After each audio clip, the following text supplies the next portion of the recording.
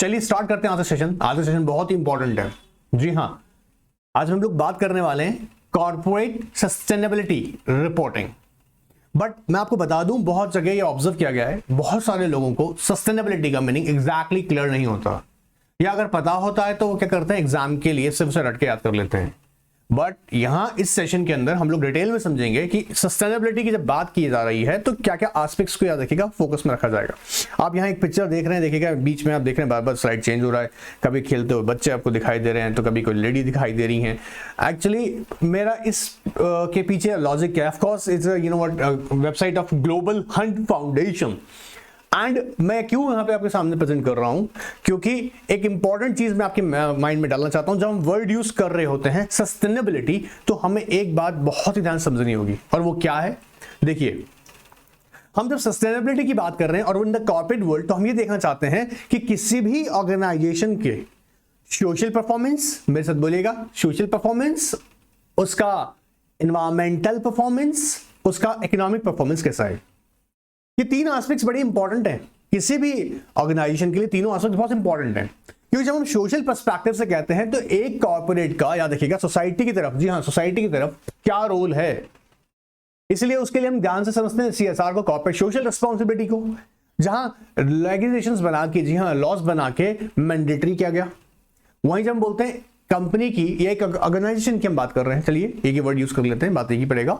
Organisation के perspective से अगर हम बोलें कि एनवायरमेंटल परफॉर्मेंस उसकी कैसी है, तो वो ऐसी क्या चीजें प्रोड्यूस कर रही है जिससे एम्पावरमेंट पे इंपैक्ट जाएगा। जैसे अब आज की तारीख में सोच के देखिएगा, जो नेचुरल रिसोर्सेज यूज हो रहे हैं वो किस तरह से यूज हो रहे हैं। मान लीजिएगा at the cost of nature आप उसे डिस्ट्रॉय करने में लगे हुए हैं, तो क्या आने वाली जनरेशन, फ्यूचर जनरेशन बेनिफिट्स ले पाएगी? Of course not.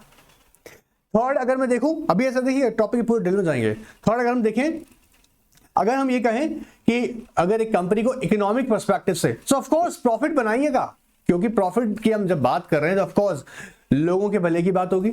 Organisation profit earn नहीं करेगी तो ये अपनी सोशल रिस्पॉन्सिबिलिटी कहां से फुलफिल करेगी, बात पकड़ मारा है। लेकिन इकोनॉमिक एस्पेक्ट्स को कंसीडर करते वक्त ये भी ध्यान रखा जाए कि वो बेस्ट सर्विसेज भी प्रोवाइड करे, अनएथिकल प्रैक्टिसेस ना करे। इकोनॉमिक गेन के लिए, कंपटीशन को डिफीट करने के लिए अनएथिकल प्रैक्टिसेस ना करे। मतलब अपने कस्टमर के साथ ही चीट कर रहे हो, सेल आफ्टर सर्विसेज में ध्यान नहीं दे रहे हो, प्रोडक्ट्स के अंदर एडल्ट्रेशन कर रहे हो। बोला कुछ भी हो जाए, भाड़ में जाए कस्टमर, आपको तो ना सिर्फ बेचने से मतलब है। ऐसा नहीं होना चाहिए। अब ये सारी बातें, जैसे कि मैं कहूं क्यों एक बहुत ही इंपॉर्टेंट है सस्टेनेबिलिटी रिपोर्टिंग, बिकॉज अगर हम ध्यान से देखें तो सस्टेनेबिलिटी रिपोर्टिंग जनरली अगर देखा जाए सारी एस्पेक्ट्स कवर कर लेता है, financial and non financial aspect सारी कवर कर लेता है। एग्जाम में मैं फिर बता दूं, एक क्वेश्चन कई बार पूछा गया है और ये एक इस हमारे टॉपिक की, रिपोर्टिंग के टॉपिक की जान है। सो ध्यान से समझेंगे, अपने मॉड्यूल को ओपन कर लीजिएगा ऑनलाइन स्टूडेंट्स, और ध्यान से सीखते हैं क्या है। सबसे पहले हम समझते हैं, इसको डेफिनेशन प्रोवाइड करेंगे, ठीक है। Let's understand now corporate sustainability reporting. Sustainability reporting can help organisations to measure, understand and communicate the economic, highlight कीजिएगा, economic, environmental, social and governance performance. कौन सी परफॉर्मेंस की बात कर रहे हैं? It helps to organisation respect of measure, understand, communicate. Measure, understand, communicate, क्या क्या कह रहा है, क्या चीजें? इकोनॉमिक, बोलेगा इकोनॉमिक, एनवायरमेंटल, इसके अलावा social and governance performance. And according to that they set goals and manage the change more effectively. According to that, अगर लगता है एनवायरमेंटल, जैसे एग्जांपल में समझेगा, अभी ऑब्जर्व किया गया, अज्यूम कीजिएगा पेपर, कंपनी पेपर्स यूज कर रही है। अब यहां हमें सोचना होगा कि पेपर यूज करने के लिए क्या होगा। ऑफ कोर्स एक प्रोसेस पूरा कैसा है, ट्री को काटा जाएगा, उसके थ्रू ही याद रखिएगा, फिर उसको पेपर में कन्वर्ट करा जाएगा। तो कहीं ना कहीं हम नेचर को हार्म तो कर रहे हो। क्या अल्टरनेटिव्स अवेलेबल हो सकते हैं इसके लिए? हाँ जी, क्या कर सकते हैं? जैसे इलेक्ट्रॉनिकली आप, ऑफ कोर्स कई सारी चीजें ईमेल के थ्रू की जा रही हैं, तो देखिए ना, हमने अल्टरनेट ढूंढ लिए जिससे लेस हार्म हो। ऐसा नहीं कि बिना पेपर के बिना सब कुछ हो जाएगा, नहीं, पेपर की रिक्वायरमेंट पूरी होगी, करनी जरूरी है, बट लेस रिक्वायरमेंट होगी। बात पकड़ मारा है? क्या हो रहा है? चलिए आगे देखते हैं। तो हमने क्या देखा, तीन एस्पेक्ट्स को हम कंसीडर कर रहे हैं। कौन कौन सा है? to measure, understand, communicate the economic, environmental, बोल लो बेटा, social and governance performance, and then set goals and manage changes according to that. A sustainability report is the key platform for communicating sustainability performance and impacts, whether positive or negative. Reporting के बाद में exactly पता लग जाता है हमको क्या कि ये पॉजिटिव है impact, you know what, negative impact है उसका. पॉजिटिव है this well and good, positive नहीं है तो हम उसको ठीक करने की कोशिश करेंगे. ठीक है, ऑलराइट, जस्ट अ मिनट. चलिए आगे देखते हैं. अब देखिएगा यहां से हम और आगे देखें. Internal benefits of sustainability reporting for companies and organisations can include increased understanding of risk and opportunities. Risk and opportunities, देखो समझो, अब जैसे कई जगह और ये बहुत बड़ा इंटरनेशनल लेवल पे ऑफ कोर्स इसके इनिशिएटिव लिए जा चुके हैं क्या कि पॉली बैग्स बंद कीजिएगा, पॉली बैग्स बंद कीजिएगा. ठीक है, यूएस से यूएस की बात करें, जर्मनी की बात करें, मतलब ऐसी कई सारी कंट्रीज हैं जो इसके ऊपर स्ट्रिक्ट इन्होंने याद रखिएगा ऑफ कोर्स प्रोहिबिशन लगाया हुआ है, प्रोहिबिटेड है उनका यूज पॉली बैग्स का. अब यहाँ एक चैलेंज क्या आ गया, जो इंडस्ट्री है, कौन सी इंडस्ट्रीज हैं जो यू नो पॉली बैग्स बनाते हैं. अब वो पॉली बैग्स बनाते हैं तो उनके लिए चैलेंज क्या आ गया कि उनका तो बहुत बड़ा इन्वेस्टमेंट है, ऑफ कोर्स एक बड़ी इंडस्ट्री है ये भी. तो अब इसका एनवायरनमेंट पे इम्पैक्ट जाएगा और उसको हम बंद भी करना जरूरी है क्योंकि of course at the cost of environment तो हम इसको अलाउ नहीं कर सकते ना. तो अब क्या रिस्क है कि जो बड़ी इन्वेस्टमेंट्स की हैं वो यहाँ सब रुक जाएंगी. और अपॉर्चुनिटी क्या है कि क्या किया जा सकता है जो एक अल्टरनेटिव बन किया जाए पॉली बैग का. ऑफ कोर्स पेपर बैग हो सकता है लेकिन यहाँ पे एक अल्टरनेट के सेंस में डिस्कस करेंगे उसे कैसे हो सकता है. ज़्यादा देखिएगा एनवायरनमेंट को हम पॉली बैग से जितना है ना उतना पेपर से तो भूल के नहीं है उतना दूर दूर तक. ट्रीज बिल्कुल ट्रीज के थ्रू ही यूज किया जाएगा, ट्रीज के थ्रू ही बनेगा. ठीक है, लेकिन वहाँ आपके पास ऑप्शन है. कैन यू बिलीव कि 400 से 500 साल लग जाते हैं पॉली बैग को खत्म होने में, गलने के अंदर आ रहा है. सो क्या कह रहे हैं, increased what, understanding of risk and opportunities, emphasizing link between financial and non-financial performance. दो एस्पेक्ट्स मैंने कहा जैसे बिजनेस के अंदर इंपॉर्टेंट है, फाइनेंशियल नॉन फाइनेंशियल एस्पेक्ट्स, तो दोनों को ये लिंक करेगा. Influencing long-term management strategy and policy and business plans. Influencing long-term what? Management strategy, policy and business plans, उसके अकॉर्डिंग, सस्टेनेबिलिटी के अकॉर्डिंग. जैसे मान लीजिएगा आप जिस तरह के प्रोडक्ट्स बनाने की बात कर रहे हैं वो प्रोडक्ट एनवायरमेंट फ्रेंडली है नहीं है, अगर वो इको फ्रेंडली नहीं है तो आपके जो प्लानिंग्स हैं आपके बिजनेस को लेके, क्योंकि वही प्रोडक्ट आपका या आपकी सर्विसेज वही आपके बिजनेस का कोर अगर है ना, तो क्या आप सर्वाइव कर पाएंगे? Of course not. तो क्या कह रहा है, किसमें करेगा, influencing long term. Sustainable reporting क्या करेगा, इन्फ्लुएंस करेगा लॉन्ग टर्म. ऑफ कोर्स आपके मैनेजमेंट के डिसीजंस को लेके, आपके बिजनेस प्लान्स को, आपकी बिजनेस स्ट्रैटेजीज को इन्फ्लुएंस करेगा. क्लियर है, आपके लिए हेल्पफुल होगा एक तरीके से.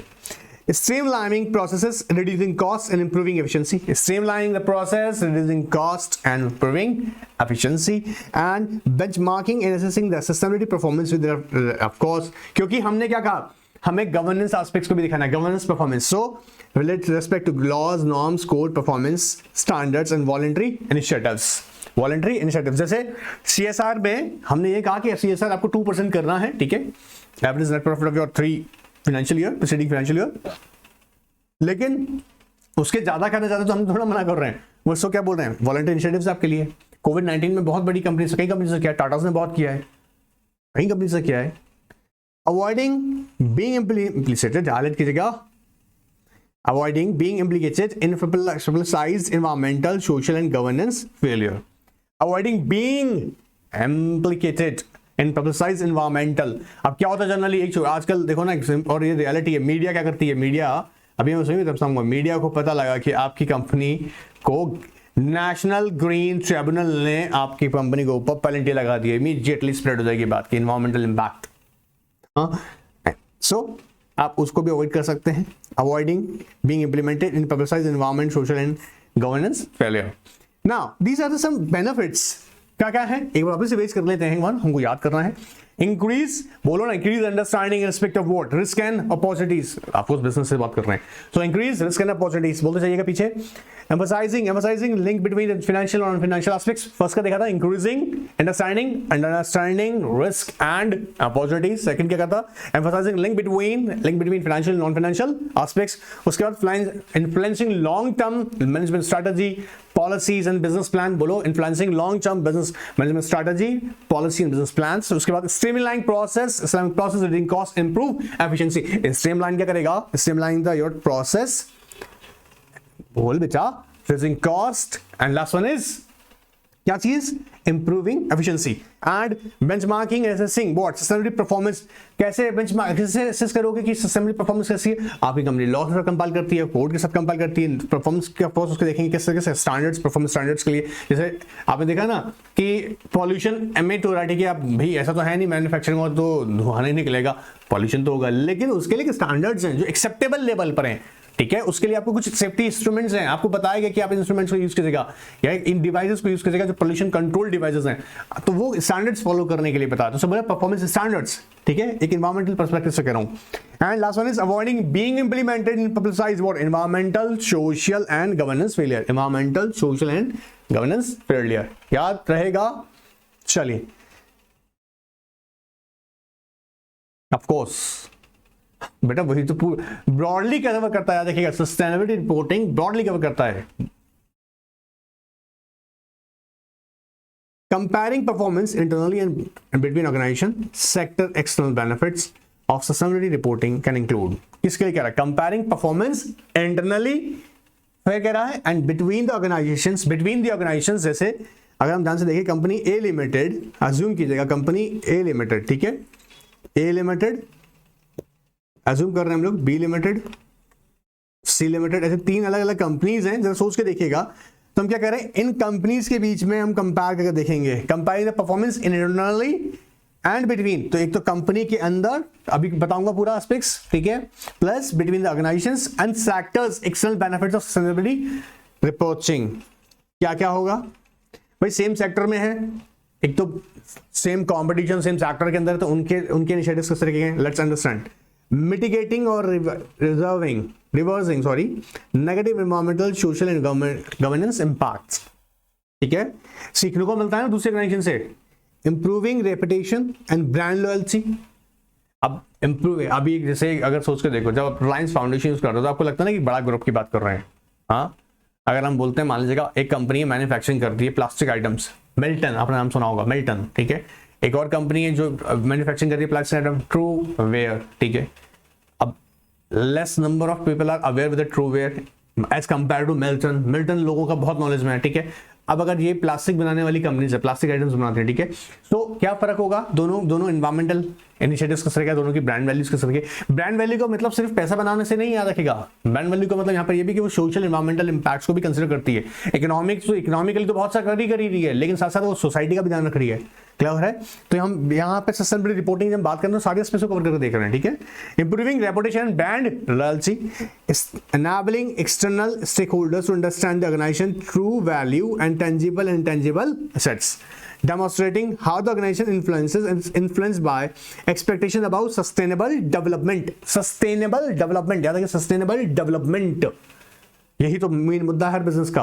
अब देखो यहां पर आओ, की ड्राइवर्स चारों तरफ इनके घूमता रहता है, जैसे रेगुलेशंस, कस्टमर्स कैसे इंपैक्ट करेगा, loyalty, NGOs, media, employ, Pir pressure from the other companies themselves and investors। One by one सबको ध्यान समझेंगे और याद रखिएगा, इसको हम यहाँ पर लिखेंगे इंपॉर्टेंट, लिखेंगे भी नहीं सिर्फ याद भी करेंगे, ठीक है। एग्जाम के लिए अच्छा क्वेश्चन आ सकता है। और मैं बता दूं, मैं यहाँ सस्टेनेबिलिटी रिपोर्टिंग पढ़ा रहा हूँ, तो प्रोबेबिलिटी मैं आपको क्लियर कर दूं, ऑलमोस्ट सारे टॉपिक यहाँ पे अच्छे खासे इंपॉर्टेंट है, ठीक है, छोड़ के जाने का मतलब ही नहीं है। आओ देखो, की ड्राइवर में जब पढ़ने वाले हैं, ध्यान से रखिएगा, ये जब जाते हैं की ड्राइवर सस्टेनेबिलिटी रिपोर्टिंग के हम जो की ड्राइवर देखने वाले हैं, एक एक को ध्यान से अच्छे से समझेंगे। First of all we are going to talk about regulations, customer loyalty, NGOs, employ, peer pressure from other companies themselves and investor. All right, let's start with the regulations. Government at most level have stepped up pressure on corporations to measure the impact of their operation on the environment. Legislation is becoming more innovative, highlight कीजिएगा, legislation becoming more innovative and is covering an ever wider range of activities. The most notable shift has been from voluntary to mandatory sustainability and monitoring. देखो, this is the one of the reason, from voluntary to mandatory sustainability, monitoring and reporting. अगर ध्यान से देखिए, आपको बताया ना, environmental audit की, एक जैसे environmental audit करवाना mandatory है कंपनीज के लिए, हाँ, कॉर्पोरेट सोशल रिस्पॉन्सिबिलिटी मैंडेटरी है, first time ever you know what कि आपको डोनेट करने के लिए कहा जाता है, कर डोनेट, मतलब उस सेंस में नहीं कह रहा हूं। सोसाइटी की तरफ है तो भाई कॉर्पोरेट्स पैसा किससे कमा रही है? सोसाइटी से बना रही है, तो तुम्हारे सोसाइटी तरफ क्या एक रिस्पॉन्सिबिलिटी नहीं बनती है? ऑफ कोर्स रिस्पॉन्सिबिलिटी बनती है। तो क्या करोगे? सीएसआर करने के लिए, और नहीं करोगे छोड़ेंगे तुमको। क्लियर है? तो यहां पहला बात समझ में आ रहा है, गवर्नमेंट क्या कह रहा है, जो नॉर्म्स वॉलंटरी थे उन्हें मैंडेटरी शिफ्ट किया गया है। फिर मॉनिटरिंग और उसकी रिपोर्टिंग भी जरूरी है। चाहिए थे customer public opinion and consumer preference are more abstract but powerful factors that exert considerable influence on companies, particularly those that consumers oriented. Customer significantly influence company reputation through their purchasing choice and brands. तो याद रखिएगा, अब consumer कैसे impact करता है? Consumer बोलता है ना, देखो आप अज्यूम करो, आपने ऑब्जर्व किया होगा कहीं लोकल मार्केट में देखना ना, एडिडास एक ब्रांड अच्छा ब्रांड में यार लोग जानते हैं। अच्छा, इनके मतलब डुप्लीकेट भी आते हैं। डुप्लीकेट मतलब सोच रहे हैं ना, एडिडास एक ओरिजिनल अलग दिखेगा, और एक ऐसी कंपनी की कोई कंपनी से जो मैन्युफैक्चरिंग करती हैं, जो इनका टैग लगा देती हैं, जैसे नाइकी का है, ठीक है। अब क्या करती हैं ये नाइक या एडिडास आपने अपने प्रोडक्ट पे लगा दिया, आपको पता है कि इसमें ना ओरिजिनल नहीं है, वो पता लग जाता है, देखते पता जाता है कि वो ओरिजिनल प्रोडक्ट नहीं है, लेकिन सेल होता है। तो जो नाइक सेल हो रहा है, अब ओरिजिनल आपके हाथ में होगा और एक समझ में आ रहा है ना, तो आपका ओपिनियन अपने आप ड्रॉ हो जाएगा, ठीक है, जो अफोर्ड नहीं कर सकता। अदरवाइज जो नाइक हाथ में लेता है उसको ब्रांड फील होता है। आप खुद देखिए, आप कोई भी ब्रांड का प्रोडक्ट यूज कर रहे हैं, आपके अगर हाथ में सपोज अज्यूम कीजिएगा एप्पल आईफोन है, ठीक है, ठीक है, और एक आपके पास चाइना मेड फोन है, XYZ कोई भी मान लीजिएगा, तो आपको खुद को डिफरेंस समझ में आ जाएगा। मतलब क्या है? पब्लिक ओपिनियन, ब्रांड की बात हो रही है यहां पे। मैंने जैसा अभी पहले ही कहा कि ब्रांड का मीनिंग सिर्फ इसी बात से डिपेंड नहीं करता कि आपकी value, money in terms of money, यहां बहुत सारे एस्पेक्ट्स कवर करती हैं, ठीक है। एक कंपनी बहुत कमा रही, वीजा मान लिया, बुरे थे क्या? बुरे बन गए ना, फिर ब्रांड वैल्यू सुनना आ गया ना। Loyalty, the factor that helps the firm to provide more information about the products they produce, suppliers who they produce them, and the producer environmental impact starting from the end creation to disposal. तो loyalty की हम इस aspect से बात कर रहे हैं। NGOs impact करते हैं, देखो कर रहे हैं कैसे। Public reaction comes not just from the customer but from the advocates and the media. लोग क्या सोच रहे हैं वो कैसे सामने निकलते हैं? एनजीओ और मीडिया के थ्रू। बात पकड़ में आ रहा है? लोगों का ओपिनियन यही तो सामने लेके आते हैं। अब जैसे मान लीजिएगा कोई प्रोडक्ट है, ठीक है, वो सोसाइटी के लिए फिट बेस्ट नहीं है, तो उसी को पब्लिक अपना ओपिनियन दे रही है, उसी को याद रखेगा क्या होगा? एडवोकेट का मतलब है किस सेंस से, अगर हम दूसरे पर्सपेक्टिव से देखें तो, कि मीडिया के रोल के, कि ठीक है चीजें जनता के लिए अच्छी नहीं है, ऐसा नहीं होना चाहिए, ये कॉन्स्टिट्यूशन के किसी आर्टिकल को वायलेट कर रही हैं, लोगों के लिए हार्मफुल होंगी, ये सारे एस्पेक्ट्स को कंसीडर किया जाएगा। बात पकड़ में आ रहा है? तो यहाँ पे एनजीओ और मीडिया भी कैसे इंपैक्ट कर रहा है, अब देखा हमने। Advocacy organizations if ignored and slights it can damage the brand value। अब यही कहता है ना, अभी जैसे एक एग्जांपल बताता हूँ, टाटा नैनो का कार में, टाटा नैनो आप जानते हैं ना, नैनो, टाटा नैनो अब लगभग आपको दिखाई देती होगी नहीं।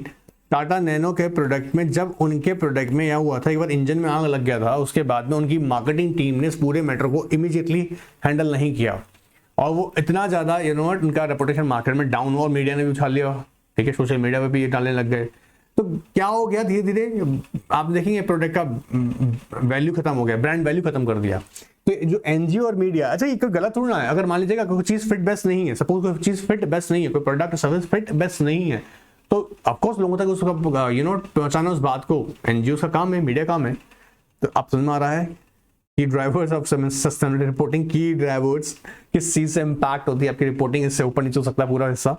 Employees those who work for company being particular pressure to bear on how their employee behave, and the two are concerned citizen beyond their corporate rules। जी हाँ, एम्प्लॉय आपके, देखिए एक बात तो समझेगा, आपको उसको एम्प्लॉय जो आपके यहाँ काम कर रहा है उसको सिटीजन के पर्सपेक्टिव से देखना है, इंस्टेड ऑफ तो सिर्फ कॉर्पोरेट रोल को कंसीडर करें। जैसे एक केस आपको याद होगा कि बिहार का केस था जहाँ पे स्टारवेशन डेथ हो रही थी, जी हाँ, भूखमरी से मौतें हो रही थी। अब कंपनी के पास अगर फंड नहीं है, अज्यूम करो, तो वहां पे स्टेट का ड्यूटी बन गया था, केस आता बोला, स्टेट गवर्नमेंट का ड्यूटी बन गया था कि भाई प्रोटेक्ट करे ऐसा केस में। अब क्या मजे की बात क्या, उस केस में क्या था, कंपनी जो के अंदर जो मेजॉरिटी ऑफ शेयर्स थे वो गवर्नमेंट के थे, तो यहां जब गवर्नमेंट के केस में रखा गया कि भाई गवर्नमेंट की ड्यूटी बनती है, तो गवर्नमेंट ने क्या बोला, नहीं नहीं कंपनी की लायबिलिटी है। खैर मैं उस मैटर में पूरा जाऊंगा नहीं, मेरा मेन मुद्दा जो है मैं उसको बताने की कोशिश कर रहा हूं कि आपके लिए सिटीजन्स को एज ए प्रोडक्ट यूज नहीं करना। मान सुनिए क्या, एम्प्लॉयज जो है आपके लिए प्रोडक्ट नहीं है ना, वो प्रोडक्ट नहीं है, उसको आप ऐसे याद रखिएगा, उसको प्रोडक्ट तरह यूज मत कीजिएगा। ऑफ कोर्स आप human, they are not goods, employees are the goods for the company. उनके आपके एम्प्लॉयर का बिहेवियर ऑफ कोर्स अच्छा होना चाहिए। अच्छे का मतलब उनके बेटरमेंट के लिए होना चाहिए। तो वो कॉर्पोरेट रोल के अलावा एक सिटीजन है, और एक्चुअली कहा जाए तो पहले एक्चुअली वो सिटीजन है, फिर उनका कोई कॉर्पोरेट रोल है। तो the people should understand it. Clear? अब जैसे कई कंपनीज हैं, इन्फोसिस है, इन्फोसिस सारी इस मामले में करता हूँ, वो अपने एम्प्लॉयज को बहुत ध्यान रखती है, और भी बहुत कंपनीज हैं। इन्फोसिस का एग्जांपल लेने कह रहा हूँ यहाँ पे, द नंबर ऑफ कंपनीज जो अपने एम्प्लॉयज को बहुत ध्यान रखती हैं। ध्यान का मतलब थोड़ा कह रहा हूँ कि आजा बेटा सो जा, खा ले पी ले। ध्यान का मतलब मेडिकल फैसिलिटीज हैं, वर्किंग आवर्स में फैसिलिटीज हैं, वर्क एप्रिसिएशन है, मोटिवेशन है, ट्रेनिंग्स हैं, ठीक है, और कई सारे एमोल्यूमेंट्स के बेनिफिट्स हैं वो देना। आइए आगे देखते हैं। Peer pressure from the other companies, each company is a part of an industry with peer pressure and alliance that go along with it. Matching industry standard for sustainability reporting can be a factor, particularly for those who operate in the same supply chain and have environmental and social standards they expect of their partners। और peer pressure ज्यादा होता है, हमारा है संग साथियों को देखकर ज्यादा होता है प्रेशर। दूसरी कंपनी अगर किस तरह से बिहेव कर रही है सेम अगर सेक्टर में, तो now understand the companies themselves, corporation, public citizen feel their own pressure to create a credible sustainability policy with the performance measures to back it up, but in an eye on bottom line as well. Increasingly, stakeholders are demanding explicit sustainability reporting strategies and proof of the results। अब तुम ध्यान सुनना, तुमने अगर पूरा ध्यान से देखा हो, ठीक है, अभी एक बार रुक जाओ, इन्वेस्टर कवर करते हैं हम लोग पहले। Increasingly, investors want to know that the companies they have targeted have responsible, sustainable, long-term business approaches। Institutional investors, ये तो बड़ा आदमी है जी, पैसा लगाएगा, institutional investor वो तो बहुत ध्यान रखिएगा इस बात का। And the stock exchange, for example, have moved to request increased sustainability reporting from the listed companies. Environmental, social, corporate governance indices that have been established and such as the Dow Jones and Sustainability Index। आपको पता है ना Dow Jones पढ़ा देते यार, CFL भूल गए, क्या हुआ पे चेक करो, इंटरनेशनल लिस्टिंग के अंदर जिन्हें बता रखा है। ऑलराइट, अब ध्यान समझो। खैर यहाँ मेरा मेन पर्पस क्या है, जो मैं कह रहा हूँ आपसे, की ड्राइवर के पॉइंट ऑफ व्यू से इसको हम टॉपिक को ले रहे हैं। की ड्राइवर सस्टेनेबिलिटी रिपोर्टिंग का बहुत ही हम कहें कि ये सारे एस्पेक्ट जो मैं डिस्कस कर, वो रेगुलेशंस हैं, कस्टमर्स हैं, बोलो रेगुलेशंस हैं, कस्टमर्स हैं, लॉयल्टी है, एनजीओस के पर्सपेक्टिव देखें, peer pressure from the from other companies है, या हम बात करेंगे क्या एम्प्लॉइज हैं, हम बोलेंगे अगर क्या इन्वेस्टर्स हैं, या बात करें कंपनीज देमसेल्फ, मतलब कंपनी खुद of course in that case. तो ये सारे अगर देखें एस्पेक्ट्स क्या है कि सस्टेनेबिलिटी रिपोर्टिंग के लिए क्या कर रहे हैं कि भाई ये कुछ ऐसे रीजन है जहां पर आपको अपनी sustainability reporting in respect of what, किसी से social, environmental and economic aspects को कंसीडर करते हुए, एंड जहां एक फैक्टर और देखे थे हम लोग, गवर्नेंस, इनका इंपैक्ट क्या है, परफॉर्मेंस कैसी है इनकी आपकी कंपनी के अंदर, इनको असिस्ट किया जाता है कैसे, इन की ड्राइवर्स की वजह से। रेगुलेशंस क्या बोलेगा, compile with the rules and regulations. कैसे, जो एस्पेक्ट्स पहले वॉलंटरी, उन्होंने क्या कहा, मैंडेटरी एंड मॉनिटरिंग रिपोर्टिंग करना जरूरी है, बात पकड़ में आ रहा है। मीडिया कैसे इंपैक्ट करेगा, ओपिनियन ब्रांड वैल्यू को इंपैक्ट करता है, कस्टमर आपके ब्रांड वैल्यू को इंपैक्ट करता है।